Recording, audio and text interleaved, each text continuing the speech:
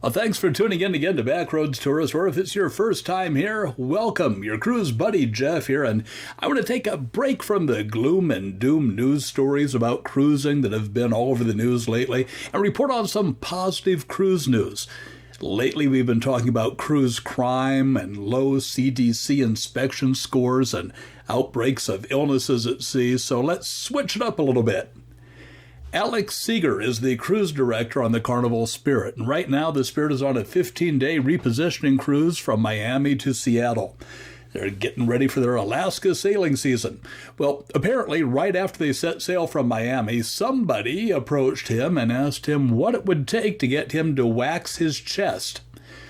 Well, after doing some thinking, Alex came up with a number, $10,000. But that 10 grand wouldn't be going into his pocket.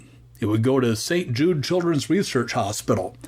If passengers can reach that goal, Alex is going to get his chest waxed live on stage in the Pharaoh's Palace Theater on the ship on the last day of the cruise. And this isn't the first time he's done something like this. A little over a year ago, he challenged everyone on the cruise to raise $5,000. If they did, he said that he would shave his beard and be completely clean-shaven for the first time in more than 10 years. Well, the fundraiser only raised $4,700, $300 short. But Alex is a nice guy, so he still trimmed his facial hair really close, but not quite clean-shaven. The Carnival Cruise Lines, by the way, has set a goal of raising $50 million for St. Jude's by 2030, and I think that's absolutely wonderful. Good on them, good on Alex, who is probably going to be experiencing some pain at the end of this cruise. The Majestic Princess is one of my favorite ships in the Princess fleet. They're all great, but we had an extra wonderful time when we sailed the Majestic. She just came out of a 2-week dry dock in Sicily, and there have been a few interesting changes. O'Malley's Irish Pub has taken the place where Vine's Wine Bar was. Sabatini's Italian Restaurant has replaced Harmony Restaurant, and they took out the Ocean Terrace Lounge, and they put in the Ocean Terrace Sushi Bar. There are some changes to the poolside food venues, too. Alfredo Slice, famous for their pizza, is taking the space formerly occupied by Chopsticks Noodle and Dim Sum Bar. And the Salty Dog Grill has gone in where the Lobster Bar and Grill was. The Majestic will also have 2 new lounges, Bellini's Cocktail Bar and Good Spirits at Sea. Another change that you may or may not notice is a name change. A while back, Churchill's Cigar Lounge was replaced by a video arcade called Churchill's Video Arcade. Makes sense.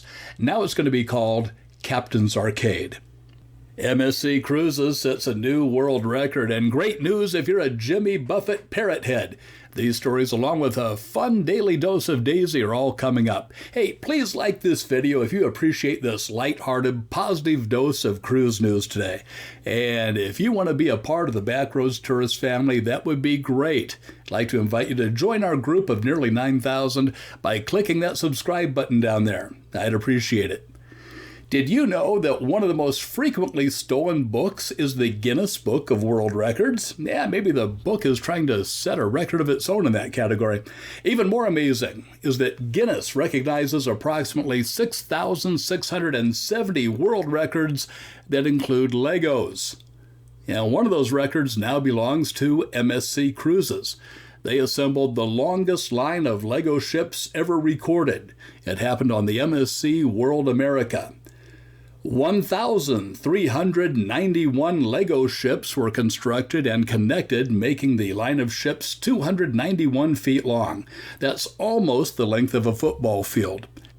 This event lasted under 2 hours and involved over 1,000 crew members. Each ship took about 5 minutes to complete, and the collective time the crew spent building the ships was 116 hours. So congratulations to MSC for setting a new world record. Now, before I tell you the big news from Margaritaville at sea, can I tell you my favorite Jimmy Buffett concert story? I don't know if I should or not. I'm going to. All right. I think that it would come as no surprise to say that audiences at a Jimmy Buffett concert probably had a higher blood alcohol level than audiences at most other concerts, right? And the concert I went to many years ago was no exception. It was about 10 minutes until the concert was scheduled to start, and there was this woman who was sitting about 2 rows in front of us, and she was clearly drunk. She had her drink and a bucket of popcorn. Well, her husband or boyfriend or whoever had left her there to go get refills before the show started. Makes sense, even though she really didn't need any refills. And that's when I heard the noise. When I looked her way again, she had the bucket up to her face, and she wasn't taking anything out of the bucket. She was putting something into the bucket. Yeah, I felt sorry for her because I have to admit that in my younger, wilder years, I've been in that condition myself a time or two.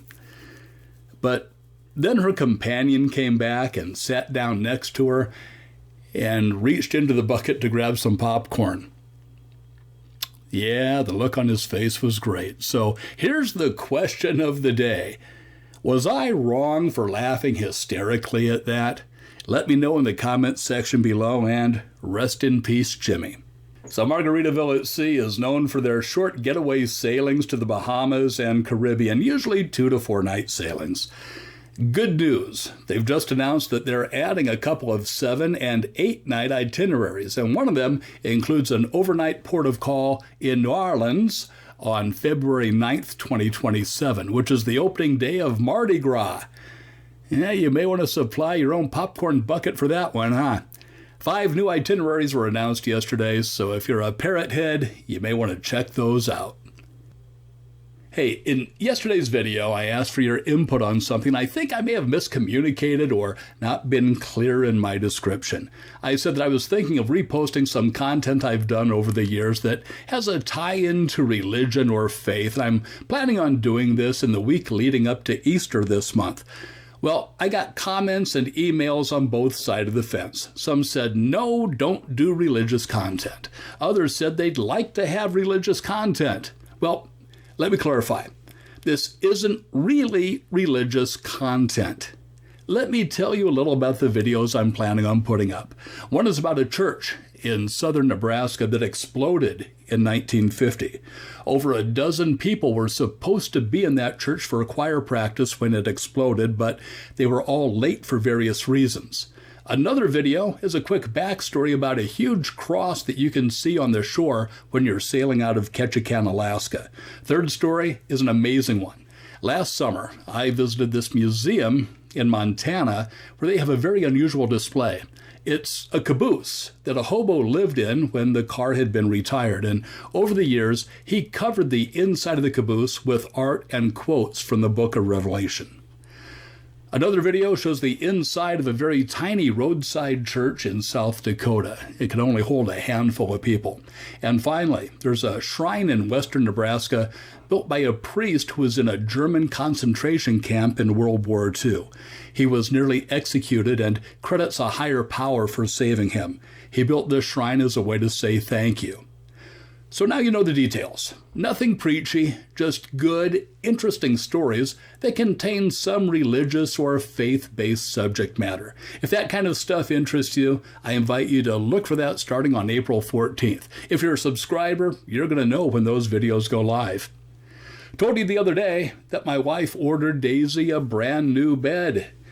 Daisy already has 4 beds, but somehow she needed another one. So here's the unboxing video.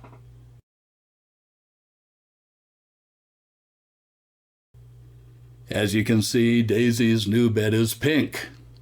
My wife wants to get a matching pink blanket even though Daisy is blind. So I just told her that we could just tell Daisy it was pink and she'd never know, and saying that was a mistake on my part.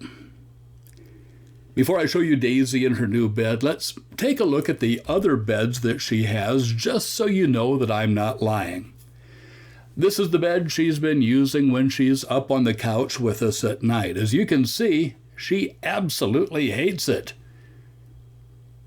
Now, this is a bed that is also in the living room, but it's on the floor instead of the couch because sometimes Daisy doesn't want to sit with us, and it's just too much effort for us to lug that big, heavy couch bed to the floor, so she has her second bed there.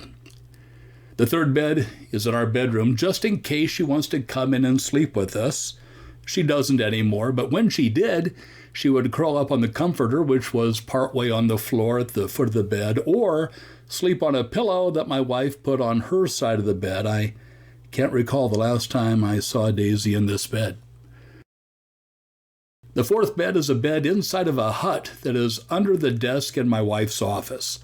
This is Daisy's favorite bed and where she spends most of her time sleeping. Now Daisy has bed number 5. I haven't been told exactly where it's going to be yet, but I'm going to stay out of it.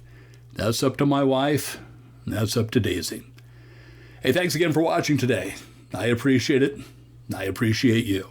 I'm Jeff. Hope to see you on a future cruise.